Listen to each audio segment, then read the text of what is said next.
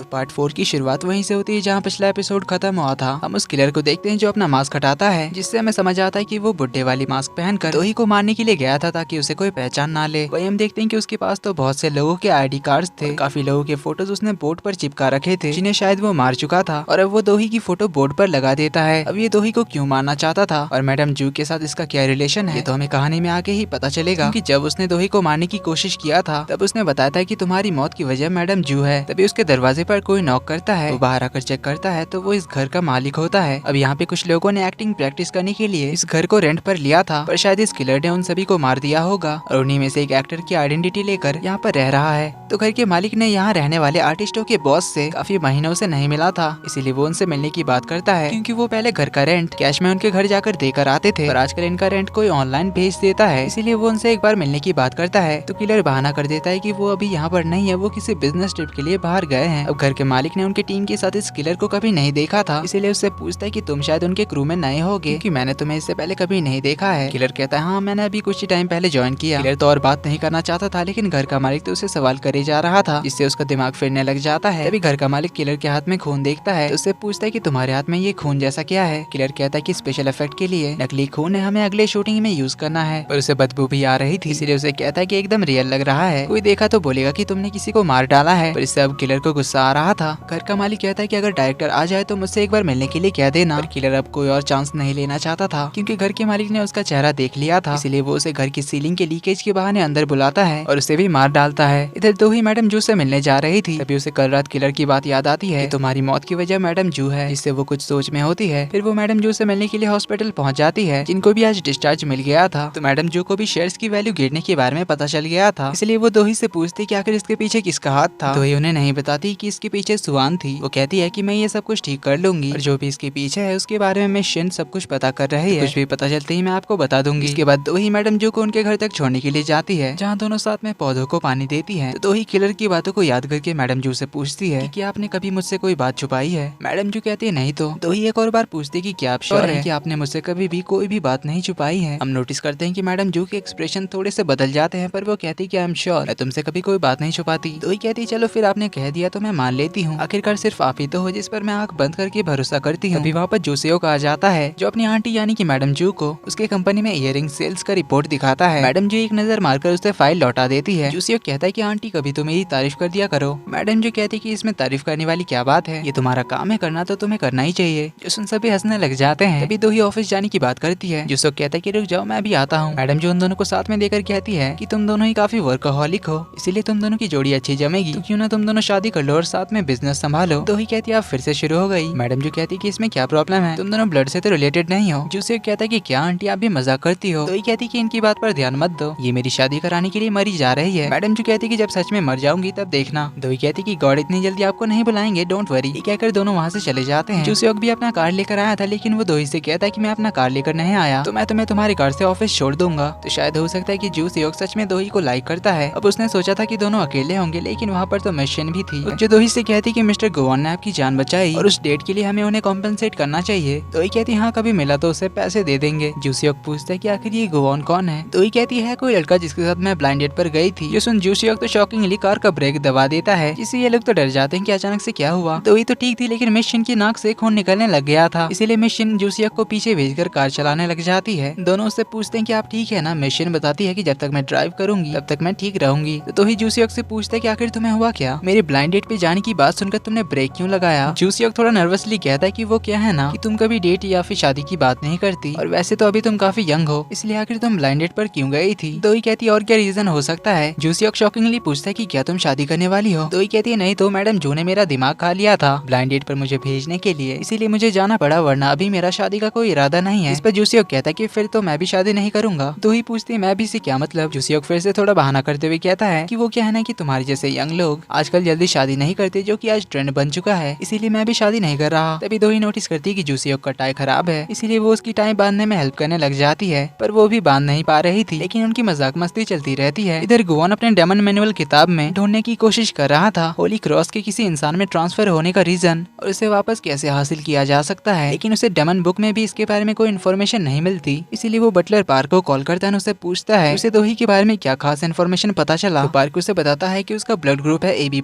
Currently वो Mirae group की CEO है, जिसे इंडस्ट्री में सभी लोग मिराई ग्रुप की प्रिंसेस के नाम से जानते हैं। और कंपनी में उसे डेविल बुलाया जाता है क्योंकि वो बहुत ही ज्यादा स्ट्रिक्ट है अपने काम को लेकर, जिसके लिए वो कोई भी एक्सक्यूज नहीं सुनती। कंपनी में सभी लोग उससे डरते हैं क्योंकि वो परफेक्ट काम निकलवाने के लिए कुछ भी करा सकती है। इसीलिए सभी लोगों को पहले से ही तैयार होकर रहना पड़ता है कि कब दोही उन्हें कौन सा काम करने देगी। जो ही मैडम जू के फैमिली से बिलोंग नहीं करती है। उसके पापा थे एक इलेक्ट्रॉनिक इंजीनियर और उसकी मॉम एक हेयर सैलून चलाती थी। पर 17 साल पहले एक कार एक्सीडेंट में उनकी मौत हो चुकी थी। तब दोही को मिराई ग्रुप की चेयरवुमन मैडम जो ने अडॉप्ट किया, क्योंकि दोही के फादर और मैडम जो ने मिलकर मिराई ग्रुप की सबसे पहली कंपनी मिराई इलेक्ट्रॉनिक्स को एस्टेब्लिश किया था। दोही बचपन से ही काफी ज्यादा इंटेलिजेंट थी और वो बहुत ही ज्यादा मेहनती भी थी, जिस वजह से वो स्कूल, कॉलेज और हर जगह पे टॉप पे रहती थी। उसने काफी जल्दी अपना ग्रेजुएशन भी कंप्लीट कर लिया था और कॉलेज में रहते ही उसने एक डेजर्ट कंपनी शुरू किया था, जो कि 7 सालों में कोरिया की नंबर 1 F&B कंपनी बन चुकी है, यानी कि मिराई F&B कंपनी। इधर दोही ऑफिस पहुंचती है तो सभी लोग जल्दी से काम पर लग जाते हैं और आते ही वो काम पे लग जाती है। उस आर्टिकल की वजह से जो उनके कंपनी का नाम खराब हुआ था और स्टॉक्स की वैल्यू गिरी थी, उसे ठीक करने के लिए वो लोग काफी सारी चीजें ट्राई करते हैं। और वो मिशन से कहती कि आप बस सुवान का पता लगाओ, फिर इस प्रॉब्लम को मैं खुद ही ठीक कर लूंगी। तो मिशन सुवान का पता लगा लेती है, जो सुनते ही दोही सभी को अपना काम कंटिन्यू रखने के लिए कहती है और वो सुवान से मिलने के लिए निकल जाती है। मिशन उसके साथ जाएगी कहती है क्योंकि उसे दोही की फिक्र हो रही थी, लेकिन दोही कहती है कि मुझे अपना काम खुद ही करना होगा, इसलिए आप टेंशन मत लो, मैं उस सुवान को संभाल लूंगी। इधर बटलर पार्क गुवॉन को बताता है कि दोही अभी कोई भी रिलेशनशिप में नहीं है। उसके पुराने रिलेशनशिप ज्यादा टाइम तक चले नहीं क्योंकि वो बस काम में ही बिजी रहती थी, तो मैं उसके बारे में इतना ही पता लगा सका। जो सुन गुवॉन कहता है कि अब मुझे वही करना होगा जिसमें मैं बेस्ट हूँ। बटलर पार्क पूछता है कि फिर आप क्या करने वाले हो। गुवॉन कहता है कि इंसानों को जाल में फंसाने के काम में। इधर हम सुवान को देखते हैं जो कि नया ड्रेस खरीदने के लिए एक शॉप पर आई थी, जहाँ के मैनेजर से वो कहती है कि दोही के शेयर्स 10% डाउन हो चुके हैं, तो उसे कितने का लॉस हुआ होगा। मैनेजर बताता है कि 260 बिलियन वॉन का। सुवान कहती है कि अभी तो बस शुरुआत है, वैसे अभी मुझे उसे एक फ्लावर बुके तो भेजना ही चाहिए इस मुसीबत के टाइम में गुड लक विश करने के लिए। तभी उसके पीछे से दोही कहती है कि इसकी कोई जरूरत नहीं है। सुवान दोही को यहाँ देखकर तो हैरान होती है और पूछती कि तुम यहाँ क्या कर रही हो, तुम्हें तो अपने कंपनी में होना चाहिए, तुम्हारी कंपनी की सिचुएशन अभी खराब है ना। दोही कहती है कि वो तो अभी ठीक हो जाएगी, क्योंकि शेयर्स का क्या है, कभी अप चलते हैं तो कभी डाउन, लेकिन अगर किसी की प्राइवेट लाइफ एक्सपोज हो जाए तो उसका क्या होता है, तुमने कभी सोचा है। सुवान को बात समझ नहीं आती तो वो मैनेजर को बाहर भेज देती है और दोही से पूछती कि आखिर तुम्हारा मतलब क्या है, तुम मुझे यहाँ ब्लैकमेल करने आई हो। दोही कहती कि मैं तुम्हें कैसे ब्लैकमेल कर सकती हूँ। ये कहकर वो उसकी कुछ फोटोज दिखाती है जिसमें सुवान किसी और लड़के के साथ थी, यानी कि उसका किसी और के साथ अफेयर चल रहा था, जो देख के सुवान शॉक्ड होती है और पूछती है कि तुम्हारे पास ये सब कैसे आए। दोही कहती कि अगर तुम प्राइवेट चीजें पब्लिक में करोगी तो किसी के भी नजर में तो आ ही जाओगी। सुवान कहती क्या तुम मुझे ब्लैकमेल कर रही हो। दोही कहती कि अभी तो मैंने शुरू भी नहीं किया। तभी उसे गुवॉन का कॉल आ जाता है, जो उसे कहता है कि उस एक्सीडेंट के बाद मेरी तबीयत बहुत ही ज्यादा खराब है, इसीलिए मुझे तुमसे मिलकर कुछ बात करनी है। दोही कहती पर तुम तो हॉस्पिटल में बिल्कुल ठीक थे। गुवॉन कहता है कि उस एक्सीडेंट का असर अभी मुझ पर हो रहा है, तो दोही उसे थोड़ी देर में एक जगह पर मिलने के लिए बुलाती है। फिर वो सुवान से कहती कि अब मैं शुरू करती हूँ असली ब्लैकमेल। तुमने आर्टिकल के साथ जो कांड किया है उसे 1 दिन के अंदर ठीक करो, कल तक मुझे मेरी कंपनी के बारे में पॉजिटिव न्यूज मिल जानी चाहिए, वरना ये फोटोज अगर वायरल हो गई तो समझ जाना मैडम जो तुम्हारे साथ क्या करेगी। सुवान उसे धमकी देने लग जाती है कि अगर तुमने मॉम को इस बारे में कुछ भी बताया ना तो तुम्हारे साथ अच्छा नहीं होगा।